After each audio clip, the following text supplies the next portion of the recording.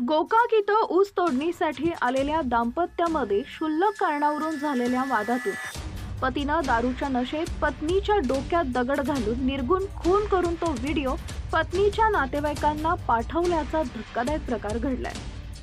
मीराबाई जंगले असं मृत महिलेचं नाव असून बालाजी जंगले राहणार चांबुंदर जिल्हा यवतमाळ असं संशयित पतीचं नाव आहे। ही घटना गोकाक येथील उप्परट्टी गावात घडली। बालाजी जंगले आणि मीराबाई जंगले यांचे 6 वर्षापूर्वी लग्न झाले।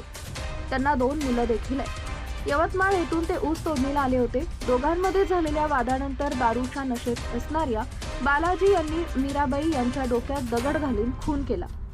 बालाजीनं या घटनेचं चित्रण मोबाईलमध्ये करून पत्नीच्या नातेवाईकांना पाठवले। संशयिताची रवानगी गोकाक ग्रामीण पोलीस ठाण्यात करण्यात आली असून त्याच्यावर गुन्हा दाखल केलाय।